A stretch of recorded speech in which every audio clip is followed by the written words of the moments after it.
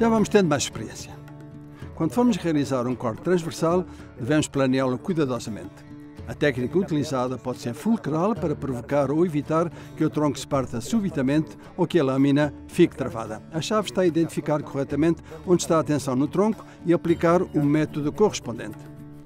Com medidas de segurança básicas, teremos atenção à postura, posicionando-nos a uma distância prudente do tronco e, no caso de nos encontrarmos inclinados, situamos-nos sempre na parte superior.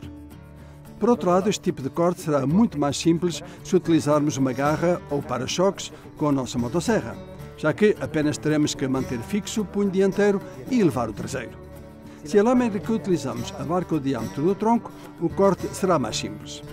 No caso de que a tensão do tronco esteja na parte superior, começamos por fazer um corte vertical com uma profundidade de 1/3 do diâmetro do tronco na parte de cima. Em seguida, realizamos um corte vertical desde a parte inferior que coincida e completa o anterior. Se a tensão do tronco estiver na parte inferior, realizamos o mesmo processo, mas invertido, sendo o primeiro corte na parte inferior e o que completa na parte superior.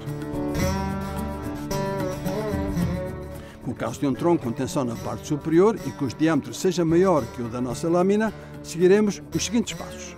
Em primeiro lugar, fazemos um corte transversal no lado oposto do tronco. Sem tirar a lâmina e puxando por nós próprios, realizamos o corte da parte superior até chegar a 1/3 do diâmetro da profundidade. Em seguida, desde a parte inferior, realizamos um corte transversal que complementará os anteriores. No caso de não haver espaço entre o solo e o tronco, este último corte é feito por penetração.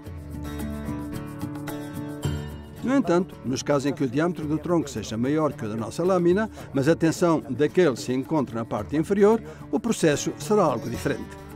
De igual forma, começamos por efetuar um corte transversal no lado oposto do tronco e puxando para nós para completar o corte da parte superior. Depois fazemos um corte transversal desde a superfície inferior, mas em vez de completar, paramos quando tenhamos aprofundado 1/3 do diâmetro do tronco. Finalmente, completamos o corte desde a parte superior.